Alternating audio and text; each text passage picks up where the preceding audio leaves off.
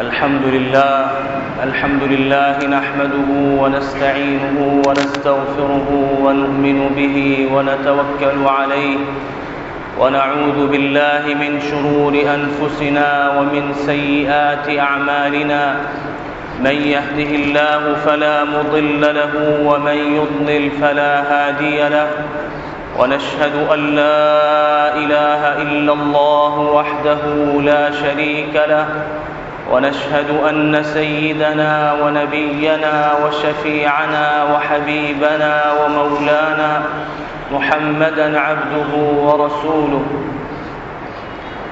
أما بعد فأعوذ بالله من الشيطان الرجيم بسم الله الرحمن الرحيم يا أيها الناس اتقوا ربكم الذي خلقكم من نفس واحدة وخلق منها زوجها وبث منهما رجالا كثيرا ونساء واتقوا الله الذي تساءلون به والأرحام إن الله كان عليكم رقيبا وقال تعالى يا أيها الذين آمنوا اتقوا الله حق تقاته ولا تموتن إلا وأنتم مسلمون وقال تعالى يا أيها الذين آمنوا اتقوا الله وقولوا قولا سديدا يصلح لكم أعمالكم ويغفر لكم ذنوبكم ومن يطع الله ورسوله فقد فاز فوزا عظيما وقال النبي صلى الله عليه وسلم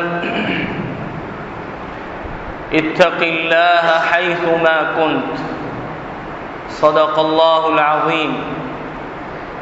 محترم بزرگوں اور دینی اسلامی بھائیوں،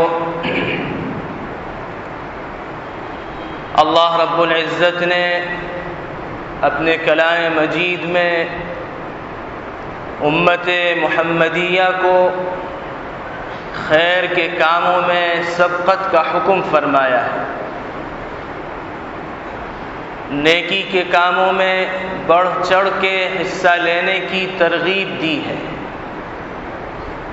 اپنے نبی کے ذریعے بھی اور خود بھی اپنے کلام مجید میں بار بار مختلف انداز سے اس کا حکم دیا، فاستبقوا الخیرات، خیر کے کاموں میں سبقت کرو، وفی ذلک فلیتنافس المتنافسون، چاہیے کہ جنت کے حصول کے لیے ظاہر ہے کہ نیک اعمال ہیں، سبقت کرنے والوں کو چاہیے کہ وہ اس میں سبقت کریں، ایک دوسرے سے کمپٹیشن کریں اور مقابلہ کریں۔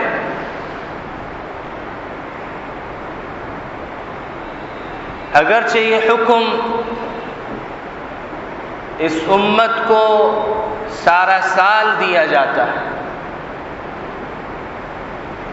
ایک مسلمان جو قرآن پڑھتا ہے، قرآن اس سے براہ راست مخاطب ہے، اسے خطاب کرتا رہتا ہے، گویا اللہ سے براہ راست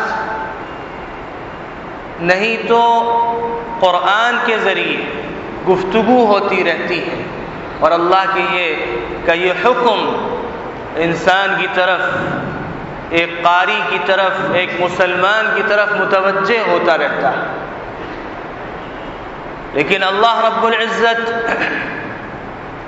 جو نہایت مہربان ہے، کرم کرنے والا ہے، رحم کرنے والا ہے، اس نے اس امت کو ایک مہینہ ایسا عطا فرما دیا کہ جس میں ایک دوسرے سے سبقت آسان ہو گئی، نہ کھانے کی وجہ سے نفس مرا ہوا ہے، اور شیاطین توق لگا کے سمندروں کی تہوں کے اندر قید کر دیے گئے ہیں، تو اب یہ سبقت آسان ہوگا۔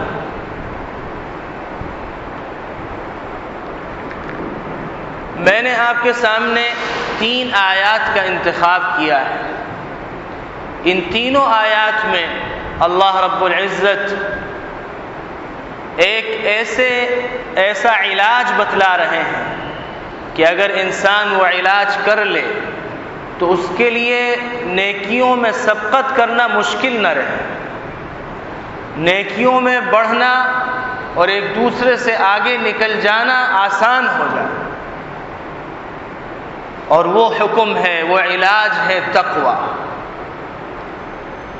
روزے کا فلسفہ بھی جو اللہ نے بیان کیا وہ تقویٰ۔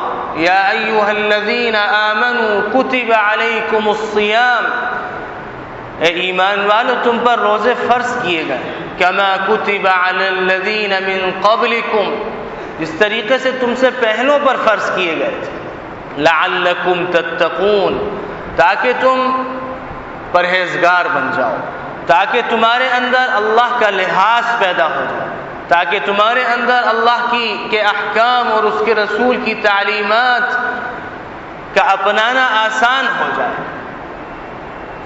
تو روزے کا فلسفہ بھی تقویٰ۔ یہ تقویٰ ایک ایسی چیز ہے کہ انسان کو برائیوں سے بچاتی ہے، اور تقویٰ ایسی چیز ہے کہ انسان کو نیکیوں میں سبقت کے عمل کو اس کے لیے آسان کر دیتی ہے۔ اللہ رب العزت سورہ نساء کی پہلی آیت ہے، پوری انسانیت کو خطاب کر کے فرما رہے ہیں، یا ایھا الناس اتقوا ربکم الذی خلقکم من نفس واحدہ، اے ایمان والو، اے لوگو، اپنے اس رب کا لحاظ رکھو کہ جس نے تمہیں ایک جان سے پیدا کیا، یعنی حضرت آدم علیہ السلام سے، وخلق منها زوجہا، اور انہی سے ان کی زوج محترمہ کو اما حوا کو پیدا فرمایا، وبث منہما رجالا کثیرا ونساء، اور ان دونوں کے ملاپ سے اس زمین پر اللہ نے بہت سے مردوں کو اور عورتوں کو پھیلا دیا۔ اللہ رب العزت نے انسانیت کے مرکز کا ذکر فرمایا کہ کہاں سے انسانیت شروع ہوئی، اور فرمایا ایک مقام پہ، افحسبتم انما خلقناکم عبثا، سو کیا تم نے یہ خیال کیا ہے کہ تمہیں ہم نے ایسے ہی بیکار، مہمل، بے مقصد اور فضول پیدا کیا ہے؟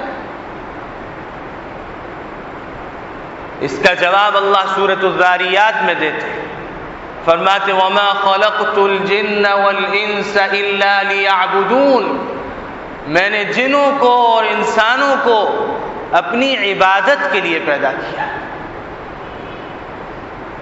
عام طور سے یہ بات بار بار کہی گئی ہے اور کہی جاتی ہے، اس لیے کہی جاتی ہے کہ یہ انسانوں کے، مسلمانوں کے دل و دماغ میں بیٹھ جائے، راسخ ہو جائے کہ عبادت کا مفہوم جو ہم نے گڑھ لیا ہے، نماز پڑھ لینے کو ہم عبادت صرف سمجھتے ہیں، بڑی راتوں میں جاگ لینے کو عبادت سمجھتے ہیں، تسبیحات کے کچھ پڑھ لینے کو عبادت سمجھتے ہیں، گویا ہمارے نزدیک یہ عبادت ہے۔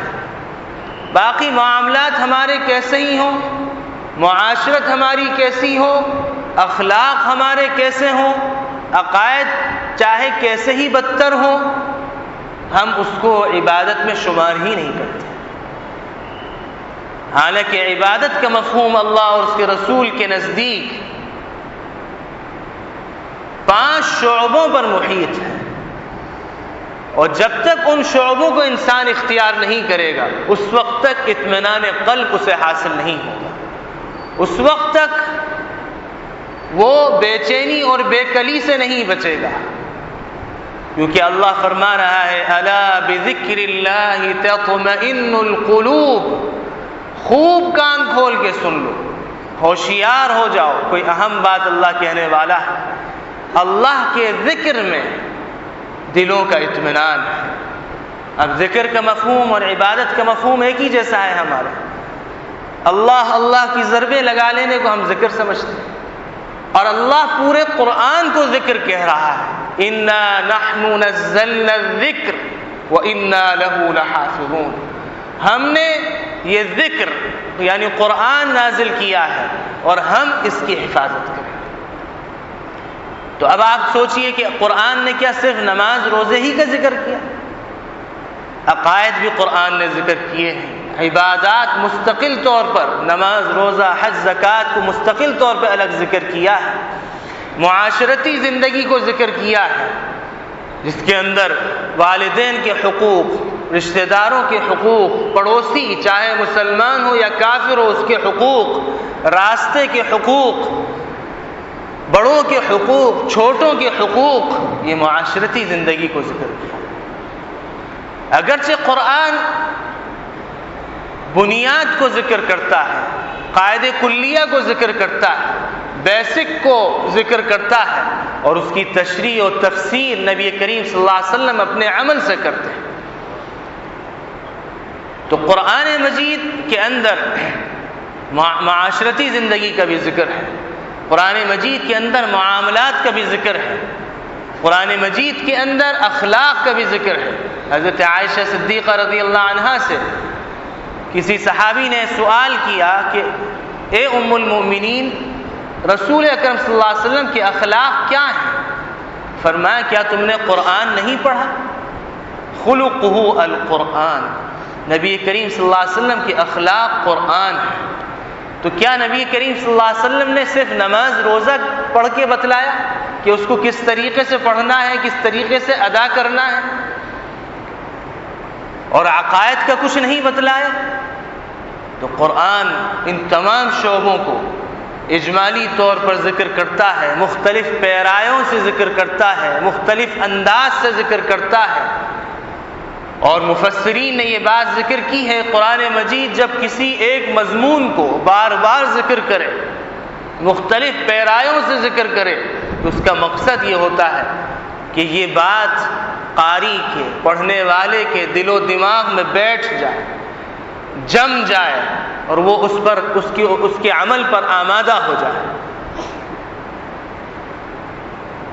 سورہ رحمان دیکھیے، اللہ تعالیٰ بار بار فَبِأَيِّ آلَاءِ رَبِّكُمَا تُكَذِّبَانِ، تم دونوں جن و انس اللہ کی کن کن نعمتوں کو جھٹلاؤ گے؟ اور اللہ فرما رہا ہے دوسرے انداز سے وَإِن تَعُدُّوا نِعْمَةَ اللَّهِ لَا تُحْصُوهَا، اللہ کی نعمتوں کو اگر گننا چاہو تو تم ان کو شمار نہیں کر سکتے۔ تو یہ بار بار ایک چیز کا ذکر، اور پھر نعمتوں کے کفران، ناشکری کے نتیجے میں مثالوں کے ذریعے اللہ بیان کر رہا ہے۔ تو یہ جو تکرار ہے بار بار، یہ اسی لیے ہے تاکہ دل و دماغ میں یہ بات بیٹھ جائے۔ تو اجمالی طور پر تو قرآن کہتا ہے، لیکن تفسیر اس کی نبی کریم صلی اللہ علیہ وسلم کرتے ہیں۔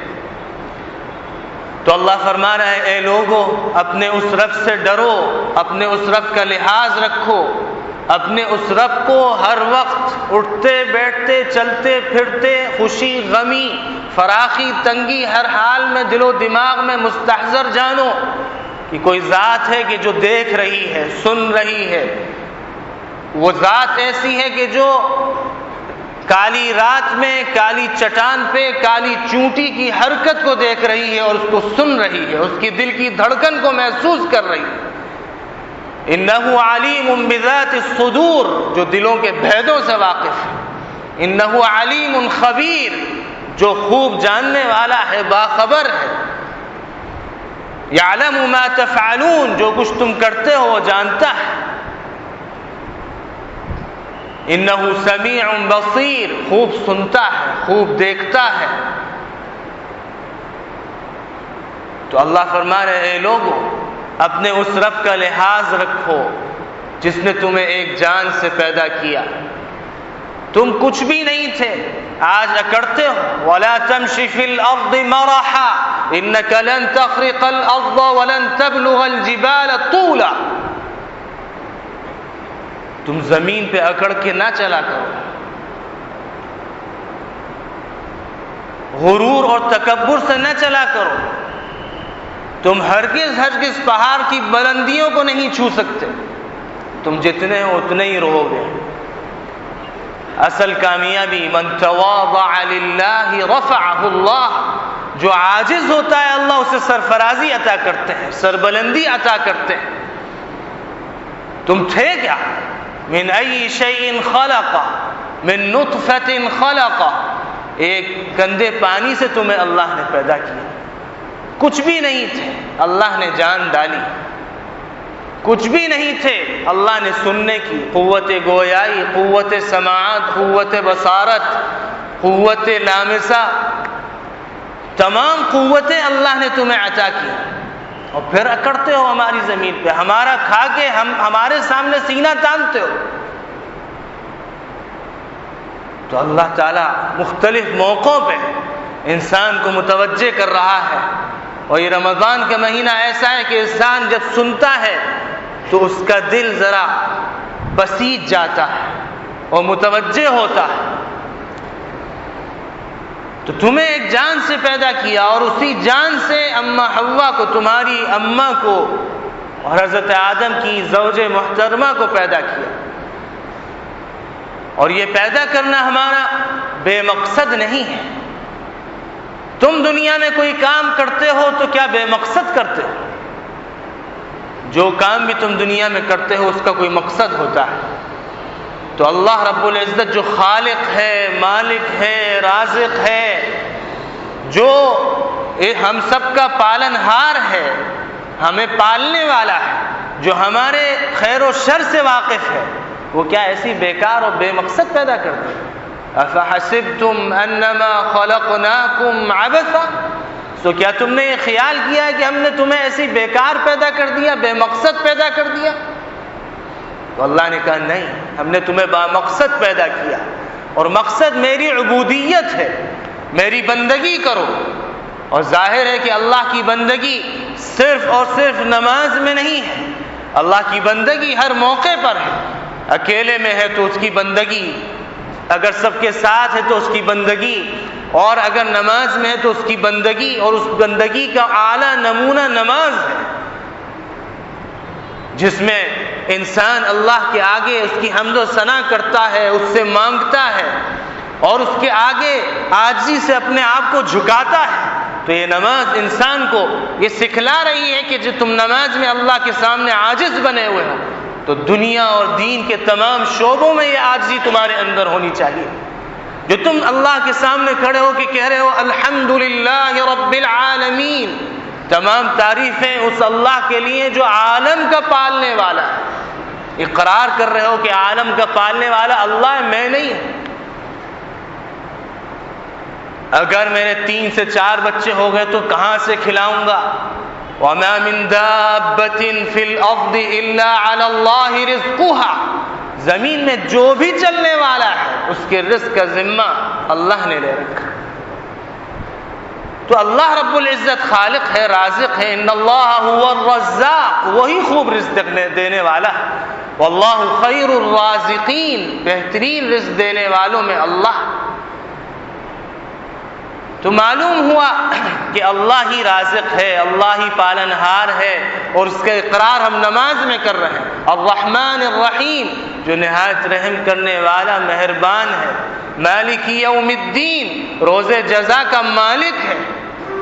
وہ دن ایسا ہے کہ اللہ تعالی ہوں گے اور عزرائیل ہوں گے، ملک الموت ہوں گے۔ اللہ فرمائے گا بتلاؤ کون کون زندہ ہے اس دھرتی پہ؟ تو وہ کہیں گے اے اللہ میں اور آپ۔ تو اللہ فرمائیں گے تمہیں بھی مرنا ہے، صرف میں باقی رہوں گا۔ کل من علیہا فان، ہر جاندار، ہر چلنے پھرنے والا، ہر کھانے پینے والا، ہر سانس لینے والا، ہر نفس کو مرنا ہے۔ وَيَبْقَى وَجْهُ رَبِّكَ ذُو الْجَلَالِ وَالْإِكْرَامِ، آپ کا رب باقی رہے۔ تو فرمائیں گے اپنی روح بھی نکالو۔ حضرت ملک الموت اپنی روح نکالیں گے، فرمائیں گے اس وقت نبی کریم صلی اللہ علیہ وسلم نے فرمایا کہ اگر مجھے معلوم ہوتا کہ اتنی تکلیف ہوتی ہے روح نکلتے ہوئے تو میں ذرا امت محمدیہ پہ نرمی کرتا۔ پھر ان کو بھی مرنا ہے، انہیں بھی دنیا اور ایک جو عالم ہے اس سے کوچ کر جانا ہے۔ پھر اللہ فرمائے گا لمن الملک اليوم، آج کس کی بادشاہت ہے؟ آج کہاں گئے شہنشاہ بننے والے؟ آج کہاں گئے اکڑنے والے؟ آج کہاں گئے میری دھرتی پر میرا کھا کے، میرا پی کے، میری دی ہوئی طاقت کے بل بوتے پر سینہ تان کے چلنے والے؟ للہ الواحد القہار، واحد قہار کی آج بادشاہت۔ کوئی ہے جو میرا مقابلہ کر سکے؟ اس کا ہم اقرار کر رہے ہیں۔ مالک یوم الدین، روز جزا کا مالک ہے، اس کی تعریف بیان ہو رہی۔ ایاک نعبد، ہم تیری ہی عبادت کرتے ہیں۔ ہم یہاں دعویٰ کر رہے ہیں نماز میں، اے اللہ ہم تیری ہی عبادت کرتے ہیں، لیکن ہم نے پیسے کو معبود بنا رکھا ہے، ہم نے سپر طاقتوں کو معبود بنا رکھا ہے، ہم نے عہدوں اور منصبوں کو معبود بنا رکھا ہے، اس کے لیے مر مٹنے کے لیے تیار ہیں، لیکن اللہ کے لیے مر مٹنے کے لیے تیار نہیں، اللہ کے رسول کی تعلیمات کو اپنانے کے لیے تیار نہیں۔ اور قرآن اور نماز کے اندر ہم کہتے ہیں ایاک نعبد، ہم تیری ہی عبادت کرتے ہیں۔ سب جھوٹے دعوے، لیکن یہ جب پڑھا جا رہا ہے تو کم از کم اس کا استحضار ہو۔ نماز میں جب ہم اس کا استحضار کریں گے تو توجہ اس بات کی طرف ہوگی کہ ہم تو کچھ ہے ہی نہیں، ہم کس بات پہ اکڑ رہے ہیں؟ ہم تو بندگی کے لیے پیدا کیے گئے ہیں۔ جب ہر ایک کا یہ تصور ہوگا، ہر ایک کا یہ خیال ہوگا کہ ہم بندگی کے لیے پیدا کیے گئے ہیں، تو کوئی کسی کا حق نہیں مارے، کوئی کسی سے لڑے گا جھگڑے گا نہیں، کوئی کسی سے گالم گلوچ نہیں کرے گا، کوئی کسی سے نفرت نہیں کرے گا، کوئی کسی سے حسد نہیں کرے گا، کوئی کسی سے بغض نہیں کرے گا، کوئی کسی کی غیبت نہیں کرے گا، اس لیے کہ وہ جانتا ہے کہ میرا اللہ دیکھ رہا ہے۔ ایاک نعبد، ہم تیری ہی عبادت کرتے ہیں، تو دیکھ رہا ہے ہمیں۔ یہی وہ چیز ہے جو جبریل امین نے نبی کریم صلی اللہ علیہ وسلم کو حدیث جبریل میں سکھلائی کہ ان تعبد اللہ، کہ احسان کیا ہے؟ ان تعبد اللہ کأنک تراہ فإن لم تکن تراہ فإنہ یراک، کہ احسان یہ ہے کہ آپ اللہ کی عبادت اس طرح کریں گویا اللہ آپ کے سامنے ہے۔ سجدہ کر رہے ہیں تو اللہ کے دو قدموں کے درمیان کر رہے ہیں، ہاتھ باندھے کھڑے ہیں تو اللہ کے سامنے، اللہ دیکھ رہا ہے، براہ راست ایسے بیٹھے ہیں، اور اللہ جلوہ گر ہے اپنی نشست پہ، عرش پہ۔ ایاک نعبد و ایاک نستعین، اور ہم تجھ ہی سے مدد مانگتے ہیں، یہ ہمارا دعویٰ ہے، ہم تجھ ہی سے مدد مانگتے ہیں۔ لیکن جب کوئی مصیبت آتی ہے تو ہم کبھی ایک کے پاس بھاگ رہے ہیں، کبھی دوسرے کے پاس بھاگ رہے ہیں، عہدے منصب والوں کے پاس بھاگ رہے ہیں، اللہ سے مدد نہیں مانگتے۔ ہونا یہ چاہیے تھا جو نبی کریم صلی اللہ علیہ وسلم نے تعلیم دی کہ 2 رکعت صلاۃ الحاجت پڑھو، اور بارہا علماء بزرگوں کا تجربہ رہا کہ 2 رکعت صلاۃ الحاجت پڑھ کے جو مانگتا ہے اللہ کی مدد و نصرت شامل حال ہوتی۔ یہ ہم نے سب چھوڑ دیا، ہم غیروں سے تو مانگنے لگے، ہم قبر کی پوجا پاٹ پہ تو لگ گئے، قبر والوں اور پیروں سے تو مانگنے لگے، اور اولیاء کے مزاروں کے چکر تو لگانے لگے، لیکن اللہ کے رسول نے جو ہمیں کہا تھا لِيَسْأَلْ أَحَدُكُمْ رَبَّهُ حَاجَتَهُ كُلَّهَا حَتَّى يَسْأَلَ شِسْعَ نَعْلِهِ إِذَا انْقَطَعَ، چاہیے کہ تم میں سے ہر ایک اپنی تمام حاجتیں اپنے رب سے مانگے، یہاں تک کہ اگر جوتے کا تسمہ، لیس بھی اگر ٹوٹ جائے، یعنی معمولی سے معمولی چیز کی طرف اشارہ ہے، جوتے کا تسمہ بھی ٹوٹ جائے تو اپنے رب سے مانگو، پہلے اللہ پھر اسباب۔ اس بات کا ہمیں یہاں سکھلایا جا رہا ہے، استحضار، کہ ہر موقع پر اللہ کا استحضار رکھو، اللہ کا لحاظ رکھو۔ وَإِيَّاكَ نَسْتَعِينُ إِيَّاكَ نَعْبُدُ وَإِيَّاكَ نَسْتَعِينُ، ہم تجھ ہی سے مدد مانگتے ہیں۔ اهدنا الصراط المستقیم، پھر ہم دعا کر رہے ہیں اے اللہ ہمیں سیدھے راستے کی رہنمائی کر دے۔ زبانی کلامی ہے، حقیقت ہم نہیں چاہتے، ورنہ اللہ فرماتا ہے ان هذا القرآن يهدي للتي هي اقوم، اللہ کے رسول کی اللہ تعالیٰ نے جو آیت بیان کی سورہ فاتحہ میں اهدنا الصراط المستقیم، اس صراط مستقیم کی تفسیر مفسرین نے پورے قرآن سے کی ہے کہ جو صراط مستقیم تم مانگتے ہو یہ الف لام میم سے والناس تک تمہیں ملے گا. اس کو اختیار کرو گے تو تمہیں صراط مستقیم حاصل ہو جائے گا. اور اللہ فرما رہا ہے ان ھذا القرآن یہدی للتی ہی اقوم.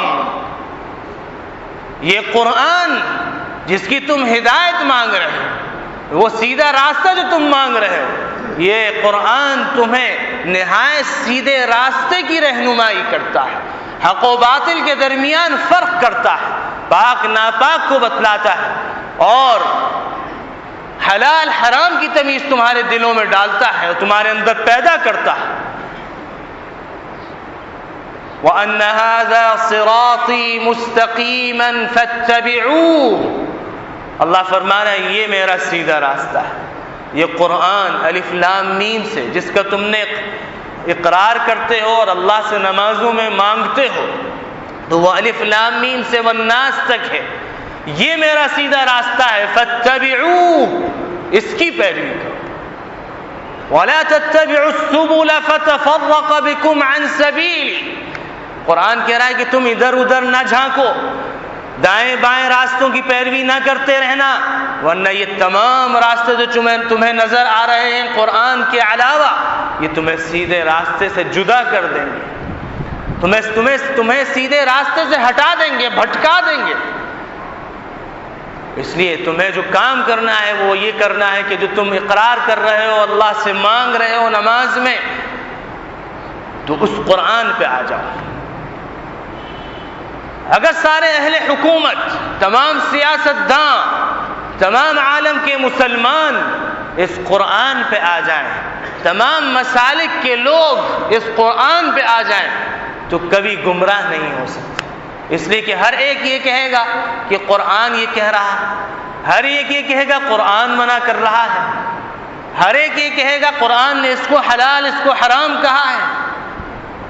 تو پھر اختلاف کہاں رہے گا؟ یہ تو ہم سازشوں کا شکار ہو گئے، اور یہ سازشیں انفرادیت سے لے کر اجتماعیت تک پھیل چکی ہیں، لیکن ہم سمجھنے کے لیے تیار نہیں. اللہ کہہ رہا ہے وَاعْتَصِمُوا بِحَبْلِ اللَّهِ. اللہ کی رسی کو مضبوطی سے تھامو. اللہ کی رسی قرآن و سنت ہے. وَلَا تَفَرَّقُوا. ٹولیوں میں نہ بٹنا.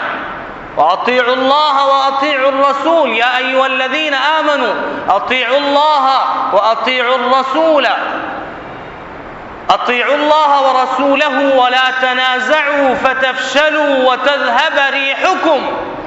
اے ایمان والو، اللہ اس کے رسول کی فرما برداری کرو.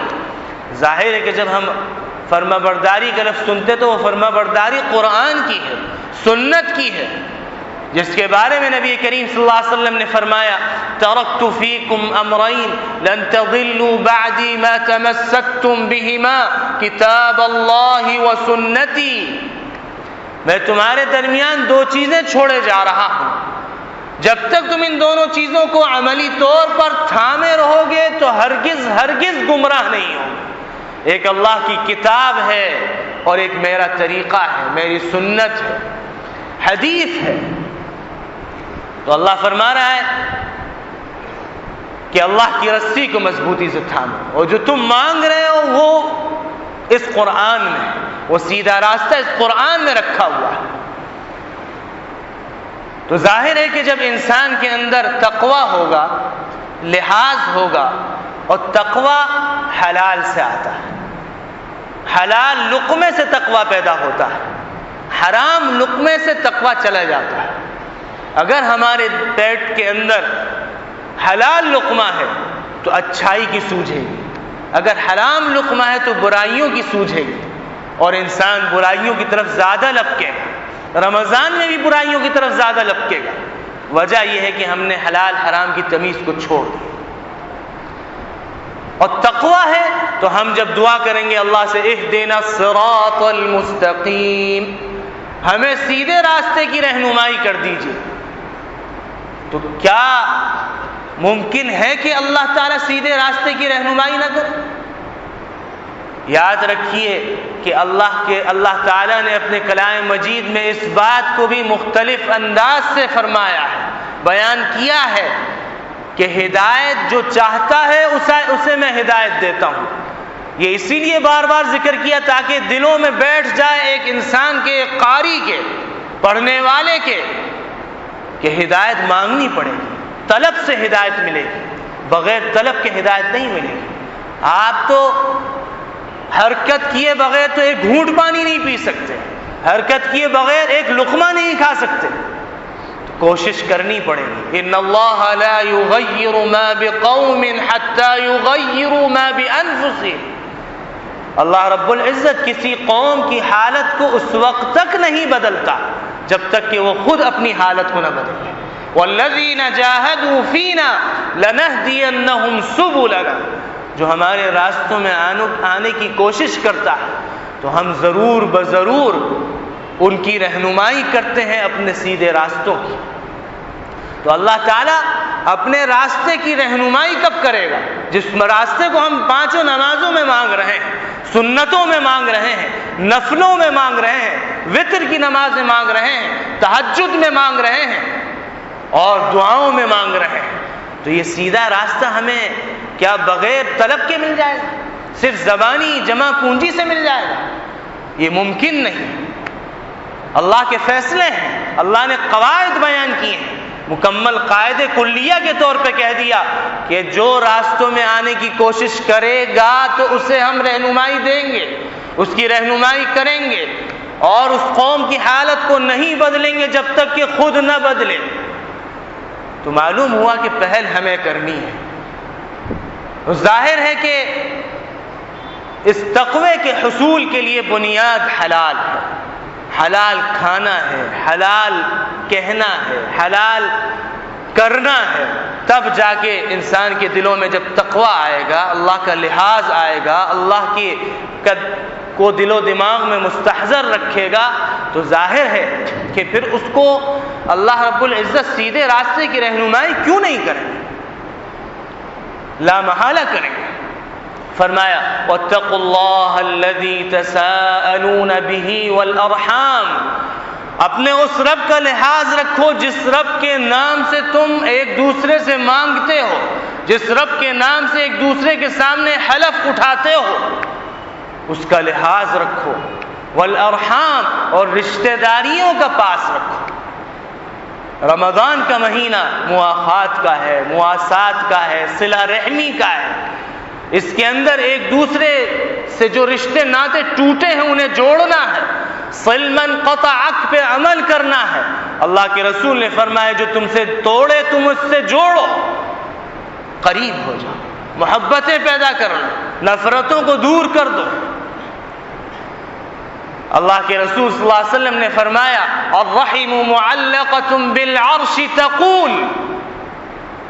رشتہ داری اللہ کے عرش کے ساتھ لٹکی ہوئی کہتی رہتی ہے، مسلسل یہ کلمہ کہتی رہتی ہے من وصلنی وصلہ اللہ ومن قطعنی قطعہ اللہ.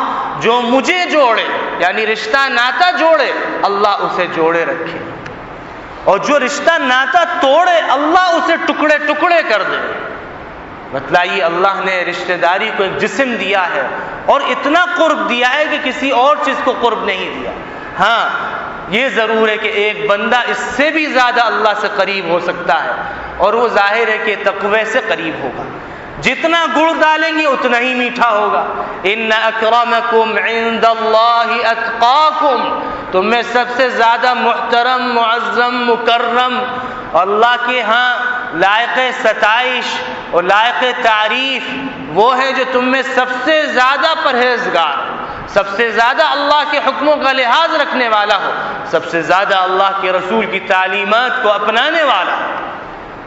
بہرحال اللہ تعالیٰ نے یہ اتنی تفسیر جو ہوئی آخر میں فرماتے ہیں ان اللہ کان علیکم رقیبا. یاد رکھو کہ تم پر ایک نگہبان ہے، وہ نگہبان اللہ. ایک اللہ کی نگہبانی بہت، لیکن اللہ نے 5 چیزوں کو گواہ بنایا، نگران بنا دیا. نمبر 1 اللہ خود نگران. نمبر 2 کرامن کاتبین. کرامن کاتبین دائیں بائیں بیٹھے ہیں کندھوں پہ ہر انسان کے، ہر مسلمان کے. یعلمون ما تفعلون. جو کچھ تم کرتے ہو جانتے ہیں، نوٹ کر رہے ہیں. نمبر 3، اقرأ کتابک کفی بنفسک اليوم علیک حسیبا، اپنے نام اعمال کو آج پڑھ لو۔